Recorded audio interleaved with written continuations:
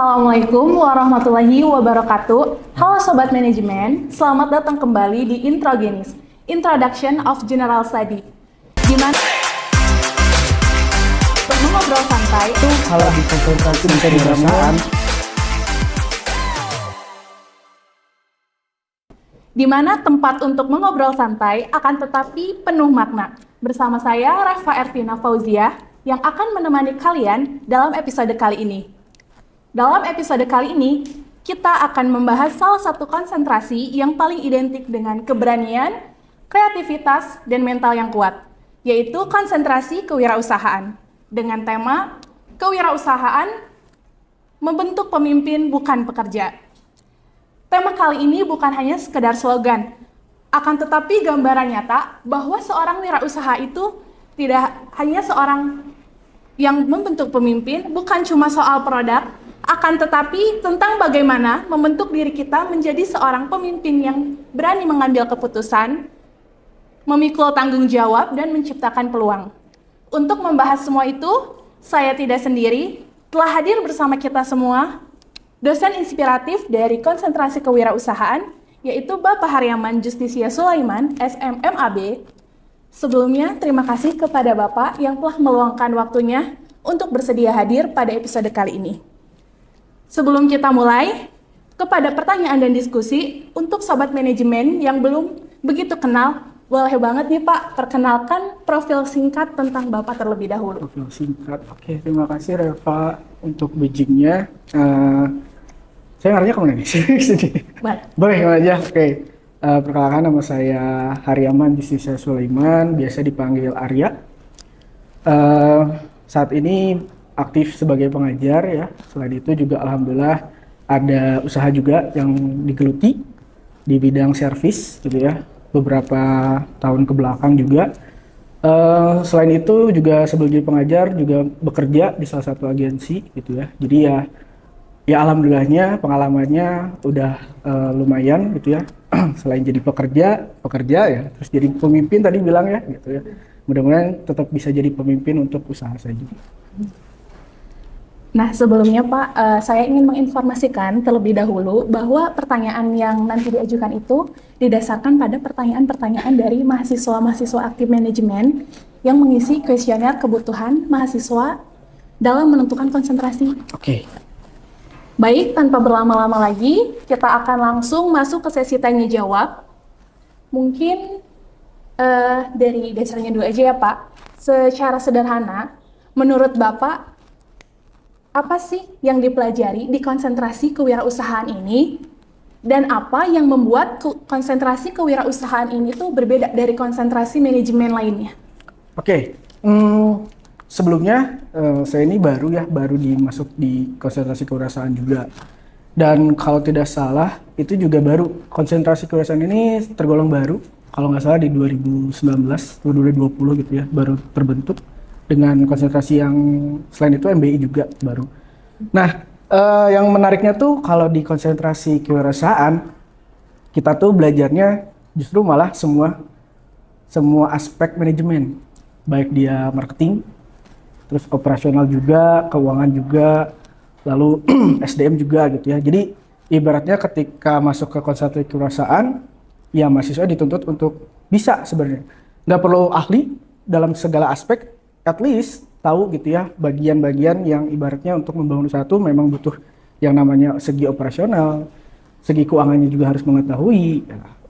Baik itu SDM juga jika nanti misalkan hiring orang gitu ya segala macam, dan salah satunya juga ada marketing gitu ya. Jadi kita pelajari secara semuanya juga ya, dan menariknya adalah kita atau mahasiswa tidak belajar dari dosen aja, tapi dari praktisi juga gitu ya, yang memang ahli di bidangnya, ada ahli marketing, ahli keuangan dan segala macamnya. Jadi biar yang menariknya ibaratnya kalau misalkan mahasiswa belajar di konsentrasi kewirausahaan tuh nggak hanya dari dosen internal, tapi ada juga praktisi eksternal gitu. Itu yang bikin konsentrasi kewirausahaan ini menarik lah. Oh, baik. Nah Pak, kira-kira nih kalau misalnya ada mahasiswa minat ke konsentrasi kewirausahaan, apa aja sih yang harus disiapkan oleh kita jika kita tuh ingin menjadi entrepreneur yang sukses gitu? Oke, yang pertama sudah pasti niat ya. Niatnya mau jadi wirausaha tuh memang harus dibentuk ya. Misalkan nggak punya bakat nggak masalah, itu bisa dibangun ya. Namanya juga bisnis ya. Apalagi baru mahasiswa ya, dan nggak semua mahasiswa baru mulai bisnis itu udah langsung sukses. Itu kalau ada yang kayak gitu saya heads off lah. Selain gitu, cuman lebih ke arah punya niat ya, punya mental juga, dan yang terpenting salah satu hal yang terpenting adalah konsisten. Ya, karena biasanya menjadi wirausaha tuh kadang suka goyah, ya mentalnya goyah, lihat misalkan yang lainnya jadi pekerja tiba-tiba stabil misalkan ya, penghasilannya stabil, sedangkan kita dari wirausaha masih ngebangun dari awal gitu ya. Nah ini butuh yang namanya mental, konsisten juga gitu ya, melihat bahwa membentuk jiwa wirausaha tuh nggak semudah atau secepat yang dikira sebenarnya gitu. Jadi emang waktunya di universitas atau di kampus itu waktu yang tepat untuk ya coba gitu ya, kita coba bentuk jiwa wirausaha, jangan takut salah gitu ya, dan mempunyai mental dan konsisten itu. Oh, baik Pak. Berarti konsentrasi kewirausahaan ini tuh dia tuh nggak harus yang memiliki skill yang maksudnya tinggi, akan tetapi dia tuh lebih ke dia mau belajar dia tuh dan konsisten gitu ya Pak Iya. dalam membentuk usaha. Betul. Nah, kira-kira Pak, kalau kita masuk ke konsentrasi kewirausahaan, kita tuh harus memiliki usaha sendiri atau lebih ke misal kita bisa kolaborasi dengan perusahaan apa atau bisnis apa gitu Pak? Oke, ini yang suka kalau yang sekarang apa ya, kata-kata yang sering berkembang tuh, kamu pewaris apa Perintis. perintis gitu ya. Iya. Nah itu suka kadang-kadang juga gitu. Bukan berarti perintis itu lebih ke arah, oh karena saya perintis jalannya dari nol, ya pewaris udah dari plus berapa gitu ya. Gitu. Tapi lebih ke arah, even kamu pewaris pun kalau misalkan nggak tahu cara untuk manage bisnis kamu, ya tetap aja bisa kesalip dengan perintis gitu ya. Apalagi dulu namanya perintis, pewaris, ada yang bilang privilege dan segala macem. Tapi balik lagi gitu ya, kalau misalkan ibaratnya mahasiswa belum punya usaha, ya at least kamu punya ide dulu. Kita udah belajar kewirausahaan. Kewirausahaan tuh perbedaannya adalah dengan bisnis ya profit oriented, udah pasti ya. Tapi ada sisi nilai sosialnya di sana gitu ya. Apa produk yang kamu hasilkan, benefit yang diterima oleh masyarakat seperti apa gitu ya. Kita caranya adalah untuk menemukan solusi dari setiap masalah yang ada di masyarakat. Hopefully seperti itu. Kalau misalkan mahasiswa tidak memiliki bisnis dulu gitu ya. Tapi beberapa teman-teman mahasiswa yang konsentrasi kewirausahaan, memang ada juga yang orang tuanya nih ada bisnis gitu ya. Nah, kita mencoba untuk membuka mindset bahwa oke, ini bisnis orang tuamu, tapi at least kamu punya bisnis sendiri. Kamu udah dapet jalan, istilahnya udah plus 1 dibandingkan yang perintis gitu ya. Kamu udah tahu modal orang tua kamu udah punya usaha, orang tua kamu sudah punya ibaratnya knowledge tentang entrepreneur dan segala macam. Tapi coba kita lepas bayang-bayang orang tua gitu ya, agar ibaratnya kamu di sini belajar juga gitu ya. Tapi ibaratnya mahasiswa ini sudah punya bekal lah gitu ya. Nah ini di mahasiswa konsentrasi kewirausahaan tuh ada juga yang seperti itu. Tidak masalah mau bisnisnya belum ada, mau udah ada tapi orang tua gitu ya, nggak masalah gitu. Kita belajar bareng-bareng. Kan Pak, tema kali ini tuh kewirausahaan itu kan membentuk pemimpin ya, bukan pekerja. Betul. Nah, menurut Bapak nih, bagaimana sih cara mahasiswa itu harus membangun jiwa leadership? Leadership yang mana relevan dengan dunia digital seperti sekarang. Kan yang serba digital seperti sekarang itu gampang dan cepat berubahnya ya Pak. Nah, gimana sih cara kita itu menumbuhkan jiwa leadership kita? Oke, ini banyak banget sih, luas banget ya kalau misalnya ditanya jiwa leadership ya. Kalau di dalam dunia usaha, saya cerita sedikit. Kalau misalkan membentuk jiwa leadership tuh kasarnya sih sebenarnya harus kena gagal dulu kalau saya ya. Jadi ibaratnya dari kegagalan adalah pembelajaran yang berharga. Bukan berarti kalian nyoba bisnis gagal udah gitu ya. Justru yang namanya tahan mental tadi, mental kuat, itu juga salah satu adalah jiwa leadership, jiwa pemimpin yang ibaratnya nggak harus putus asa, nggak harus putus semangat, tapi tetap bisa bangkit lagi, perbaiki apa yang kurang gitu ya, tambahkan apa yang baik, segala macam. Nah itu sebenarnya jiwa leadership dibangun berdasarkan dari pengalaman, dari ilmu juga gitu ya, pun dari nantinya ketika kalian mempelajari materi di kewirausahaan, dan nanti prakteknya ketika real bisnisnya seperti apa itu biasanya akan berbeda. Dua-duanya sama membentuk jiwa leadership.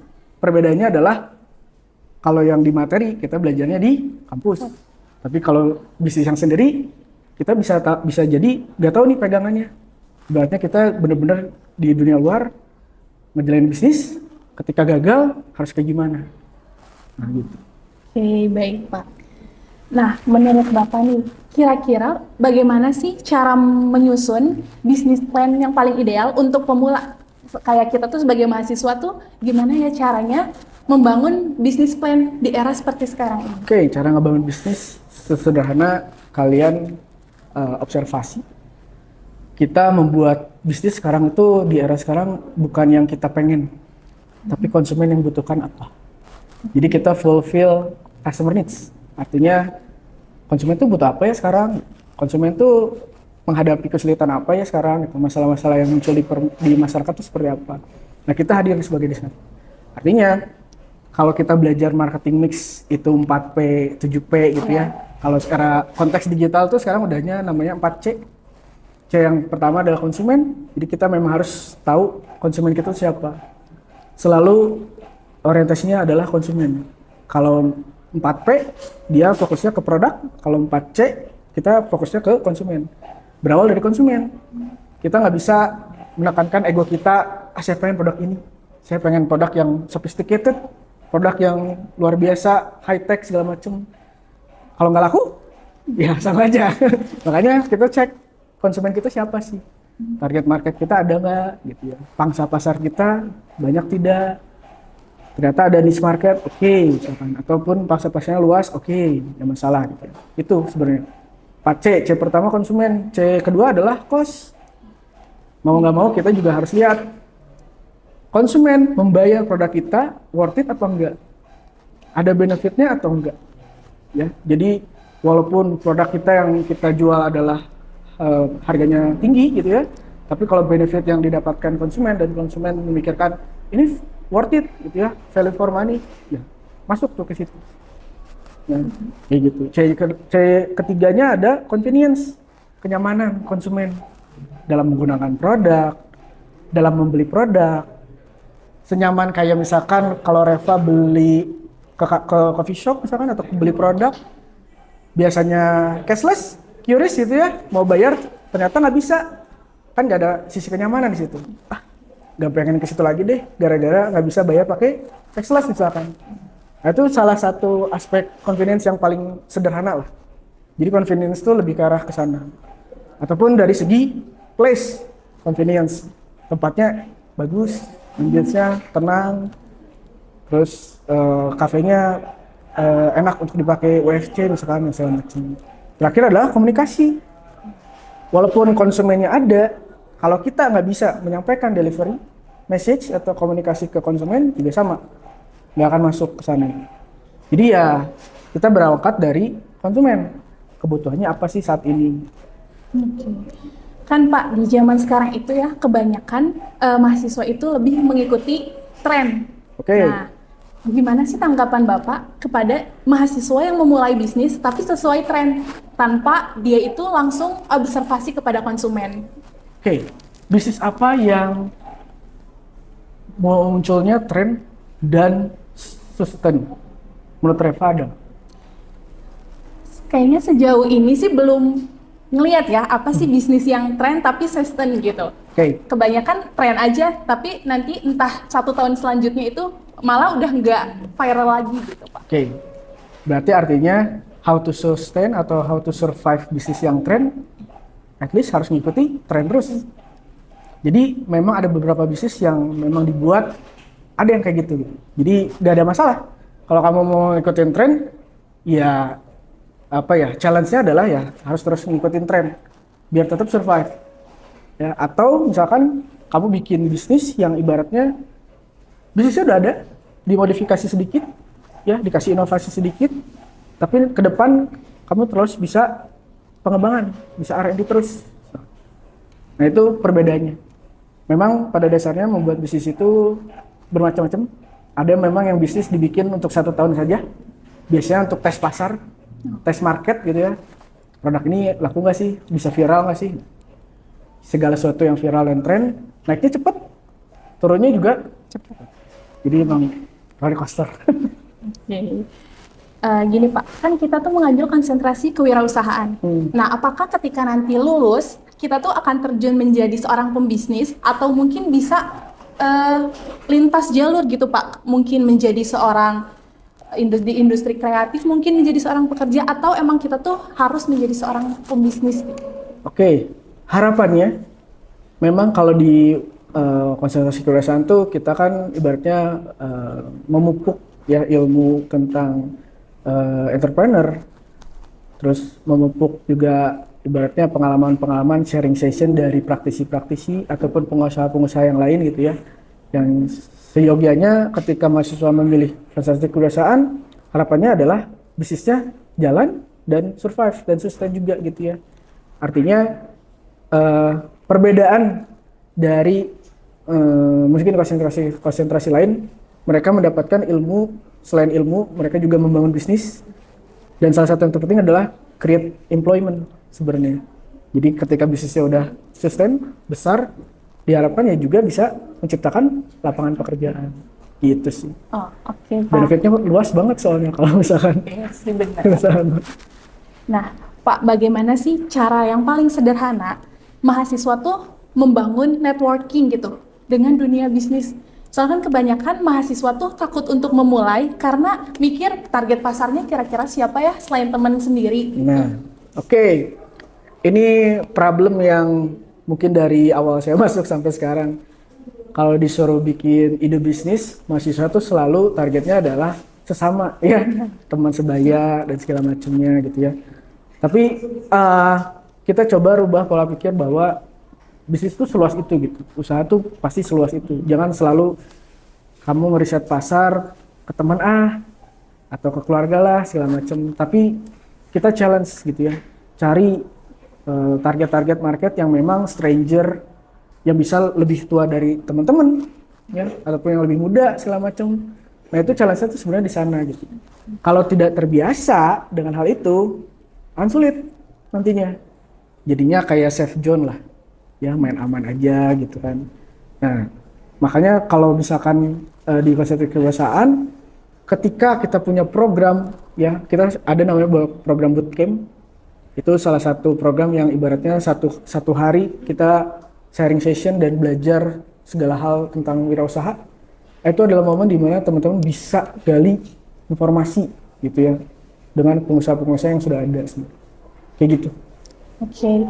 Bahkan fenomena sekarang tuh mahasiswa tuh lebih mikir kayak kewirausahaan buat apa sih, kan sama aja nih kayak aktivitas berjualan biasa. Nah, kira-kira apa sih yang membedakan aktivitas kita berjualan biasa sama konsentrasi kewirausahaan ini? Bedanya berjualan dengan berwirausaha. Ya, yang kewirausahaan. Oke. Sesederhana kamu punya usaha dan kamu adalah reseller. Nah, kalau reseller fokusnya jualan. Kalau kamu wirausaha, kamu memikirkan produknya dipikirin, marketnya dipikirin juga, harga jual dipikirin, segala macam gitu ya. Mungkin sesederhana itu ya. Jadi contohnya gitu ya, kayak reseller dengan wirausaha.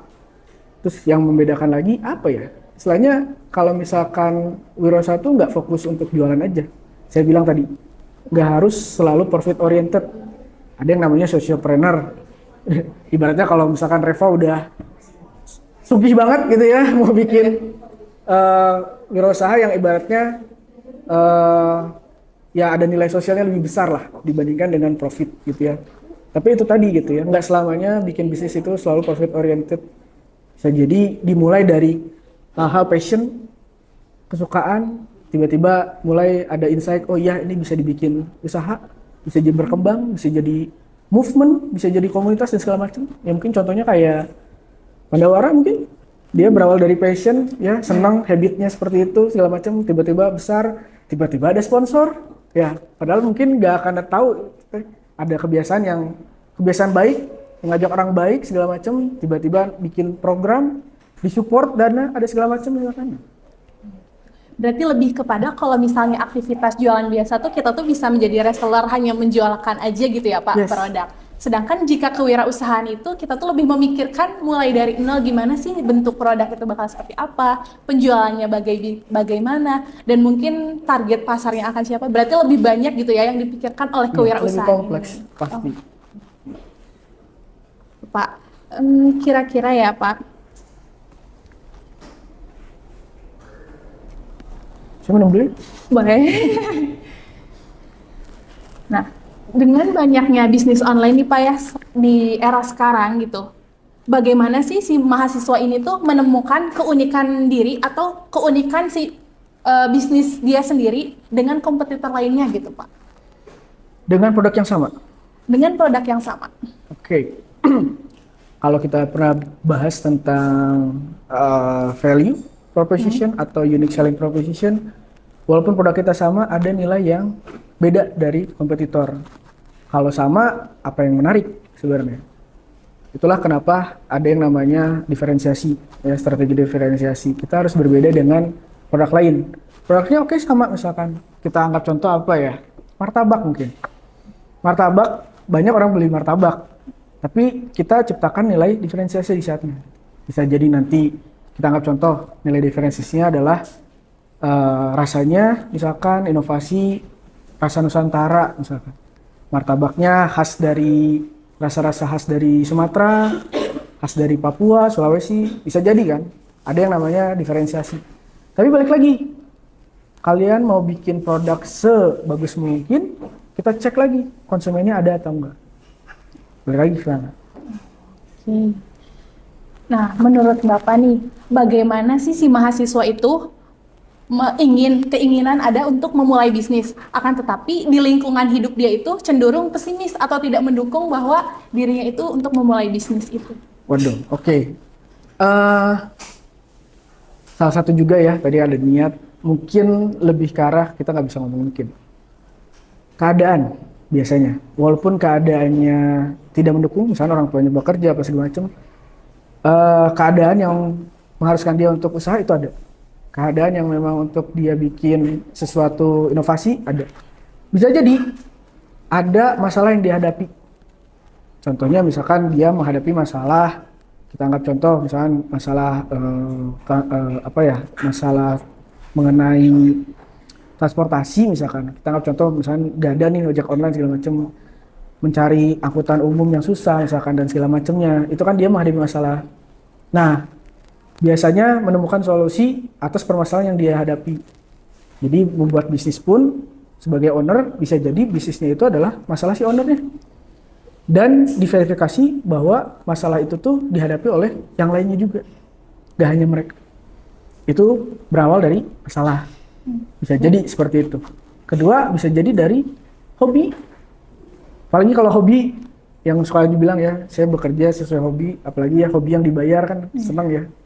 Nah itu juga sama, biasanya hobi, dari hobi yang dia lakukan, menemukan challenge di sana, atau masalah di sana. Nah itu juga bisa jadi ide, ataupun niatan dia untuk menjadi, buat sesuatu untuk menyelesaikan masalah. Lagi kayak gitu.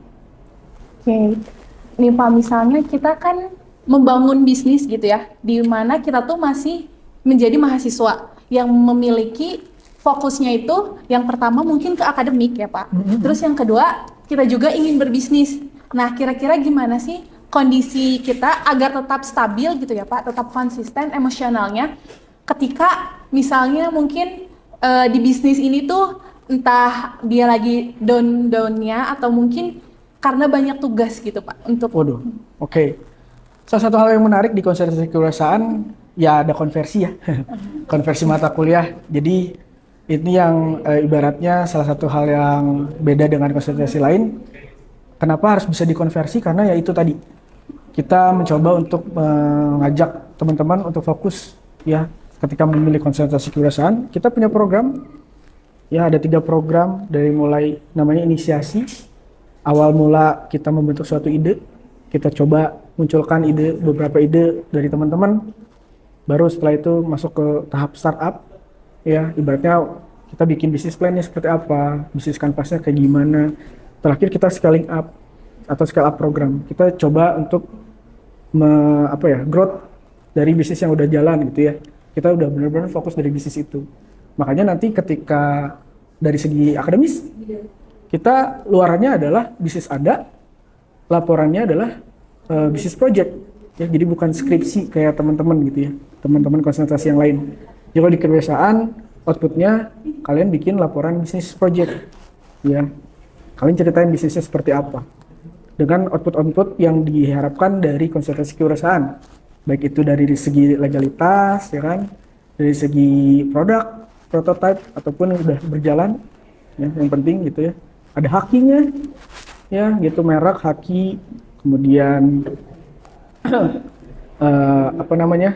OSS dan segala macam, NIB, gitu. Oke. Mungkin Pak, ini masuk ke pertanyaan terakhir ya. Oh iya.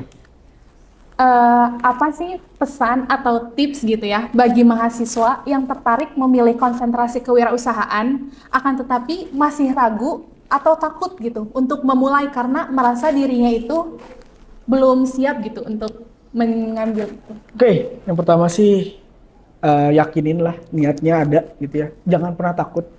Jangan pernah takut salah. Yang terpenting itu sih, saya selalu nekanin ke teman-teman. Waktunya kalian di kampus itu waktunya memang belajar. Salah pun nggak masalah, namanya emang belajar. Kalau kalian bisa ngapain di kampus ya, jadinya ngapain juga gitu ya. Artinya ketika kalian ada niat dan kalian ibaratnya tertrigger untuk bikin suatu creating something gitu ya, untuk yang ibaratnya bisa benefit bagi orang banyak ya, apalagi buat meyakinkan calon-calon konsumen misalkan kebutuhannya seperti apa, kalian mau menciptakan lapangan pekerjaan ya, ibaratnya memiliki nilai manfaat yang tinggi gitu ya nggak apa-apa, masuk aja ke konsentrasi kewirausahaan karena kita bisa dibilang ya bermain sambil belajar sih sebenarnya. Jadi kita nggak ada yang namanya kelas-kelas yang ibaratnya setiap hari ya ada kelas segala macam. Ini kan ibaratnya kita ada dosen pendamping ya, dosen pendamping yang mendampingi usaha teman-teman.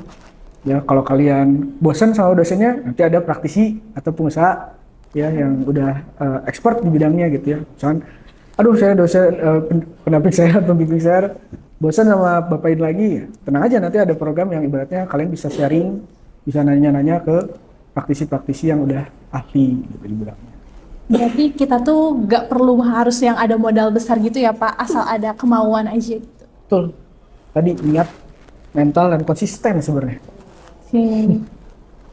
Mungkin teman-teman yang masih ragu gitu ya atau masih belum yakin sama diri sendiri gitu untuk mengambil konsentrasi kewirausahaan ini, tadi dari apa gitu ya yang udah disampaikan sama Bapak, kita tuh belajar bahwa kita menjadi seorang entrepreneur itu bukan seorang yang harus kita tuh memiliki modal yang besar mungkin, atau mungkin kita harus jago semuanya sejak awal. Tapi tentang bagaimana kita tuh memiliki keberanian untuk memulai konsisten, dan kita tuh memiliki keteguhan untuk dimana kita tuh bangkit ketika kita sedang jatuh gitu. Oke, mungkin terima kasih banyak ya kepada Bapak atas waktu dan ilmunya yang sangat berharga. Semoga apa yang kita bahas kali ini bisa jadi bekal, inspirasi, ataupun langkah awal gitu ya untuk teman-teman memilih konsentrasi yang tepat dan membangun masa depan yang mereka inginkan. Gitu, Pak. Saya Reva Ervina Fauzia, pamit undur diri. Sampai jumpa di Introgeni selanjutnya. Wassalamualaikum warahmatullahi wabarakatuh. Terima kasih, Reva. Terima kasih banyak, Pak.